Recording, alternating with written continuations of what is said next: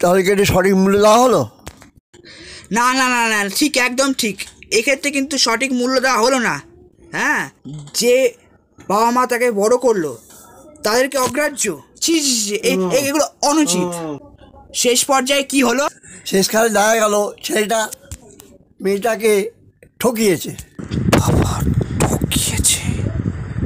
তাহলে শেষকালে সে দেখলো যে তাকে ঠকিয়েছে, কিন্তু সে এসে দেখলো তার বাবা মা চলে গেছে।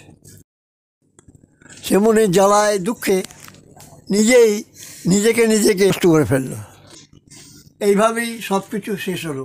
এইবার আমি ব্যাপারটা বুঝতে পারলাম, মূল্যের যে কনসেপ্ট সেটা আমি বুঝতে পারলাম তোমার এই কাল্পনিক গল্পের মাধ্যমে। সত্যি মন ছুঁয়ে গেল গল্পটা, সত্যি সত্যি শিক্ষণীয়। প্রত্যেকটি জিনিসের মূল্য দিতে শিখতে হয়, সেটা আমি বুঝতে পারলাম তোমার এই কল্পিত গল্পের মাধ্যমে। সব কিছুরই মূল্য দিতে শিখবে, বুঝলি? হ্যাঁ হ্যাঁ, ঠিক আছে ঠিক আছে ঠিক আছে ঠিক আছে, বুঝতে পেরেছি, বুঝতে পেরেছি। কোনো প্রলোভনে তাকাবি না, বুঝলি? তোর ভাই কি করছে রে?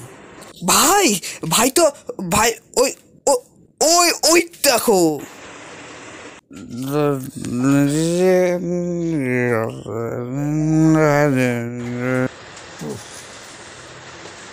ঈশ্বর কেন যে এইরকম ছেলে মেয়ে পাঠায় তা ঈশ্বরই জানে। ভাইটার কি অবস্থা, সত্যি আমার ভাইটাকে এরম দেখি সত্যি আমার খারাপ লাগে। যা ভাইকে নিয়ে ঘরে যা, আমি এখন খেতে যাচ্ছি। হ্যাঁ হ্যাঁ, যাচ্ছি আমি এক্ষুনি যাচ্ছি। চ।